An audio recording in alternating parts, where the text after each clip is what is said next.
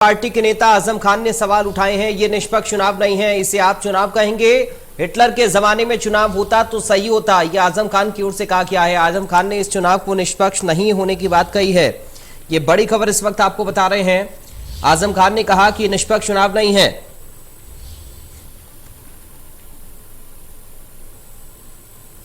जब आप खुद दिखा चुके हैं खाली बूथ सारा दिन, तो इसे निष्पक्ष कैसे कह सकते हैं आप? ये चुनाव ही कब है? इसे चुनाव कहेंगे आप? अगर हिटलर के जमाने में चुनाव होता, चंगेज के जमाने में होता, तो शायद ऐसा ही होता। हो सकता था वो भी कुछ पढ़ने देता। अच्छा सर, हमने मतदाताओं से भी बात की थी, तो मतदाता को भी कहना था कि कुछ ऐसे मतदाता कि बस अगर कह देंगे तो दिक्कत हो जाएगी। ये सब घर पे पुलिस पहुंच जाएगी। अभी उठा लाएंगे, चालान हो जाएगा हमारे साथ भैंस डकैती में, क्योंकि वो एक खाना खोला रहते हैं ना पुलिस का, अज्ञात में बकरी, मुर्गी, भैंस, किताब, फर्नीचर डकैती में उनके भी नाम बढ़ा दिए जाएंगे। अभी आखिरी नाम जो हमारा बढ़ा था, जिसके इसमें 2.5 साल बाद सुप्रीम कोर्ट ने उसी का तो संज्ञान लिया और बुरा माना। उसी पर तो मजिस्ट्रेट लेवल की बेल हमें सुप्रीम कोर्ट ने दी। संविधान का पहली बार किसी को हक मिला तो मुझे मिला। आजाद हिंदुस्तान में पहली बार मजिस्ट्रेट बेल सुप्रीम कोर्ट ने मुझे दी। महिलाएं रुकी हुई हैं, सब दहशत, डंडा बरसा रहे हैं, मार रहे हैं, अपमानित कर रहे हैं, जलील कर रहे हैं। इस तरह जब ये नाकों पर खड़े हो जाएंगे, मोहल्लों के वोट कौन डालेगा? देखिए कितना वोटर खड़ा है वहाँ। ये आप हमसे पूछ रहे थे, देखिए ना क्या हो रहा है। कैमरा घुमाओ उधर को, देखो। आप उधर घुमाइए, हमें क्या दिखा रहे हैं? पूरे बूथ खाली पड़े हैं। जब ऐसे खड़े होंगे मोहल्लों के नाकों पर, कौन वोट डालने आएगा?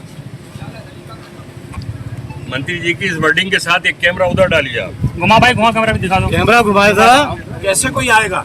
सारे लोग वहाँ खड़े हैं वोट डालने। भाई साहब,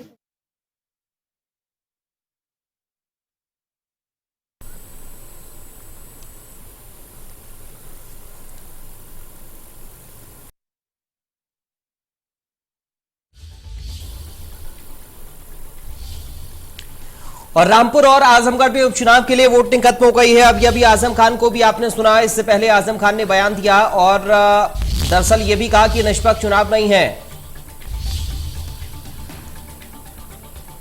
रमेश कौशिक हमारे साथ जुड़ गए आजमगढ़ से संवाददाता अधिक जानकारी साथ। रमेश, क्या कुछ जानकारी अभी ताजा अपडेट बताइए।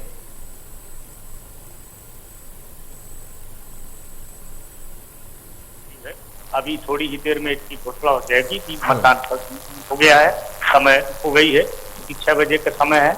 अब यहाँ लगभग 48% मतदान होने की अभी उम्मीद है।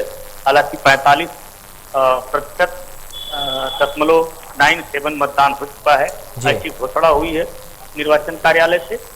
अब जो आखिरी राउंड की है वो सूचना आनी बाकी है।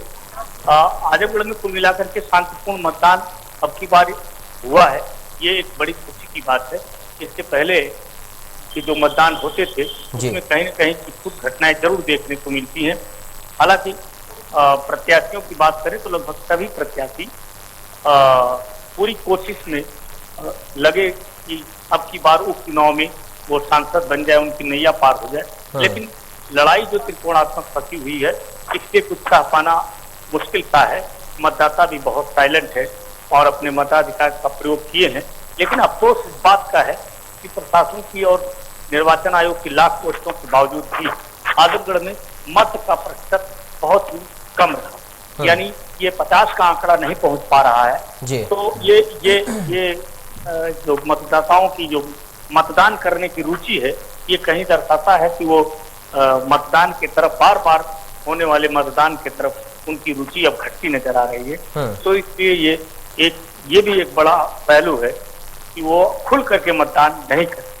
जी रमेश, लोगों से आपने बात की होगी, जब वोट डालने के लिए लोग पहुंचे, क्या लोगों का रिएक्शन था? क्या कह रही थी जनता? आजमगढ़ की महिलाएं क्या कुछ कह रही थी? नौजवान क्या कुछ कह रहे थे?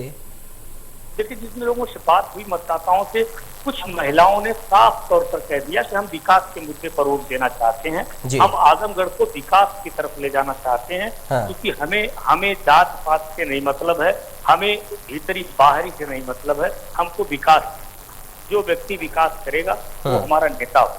क्योंकि अब वादे और दावे बहुत हो चुके आजमगढ़ में, तो अब कुल मिलाकर के यहाँ जो है ये आंकड़ा निश्चित रूप से अपनी बात। चलिए, बहुत शुक्रिया आपका रमेश, जानकारी और इस पूरी बातचीत के लिए। संवाददाता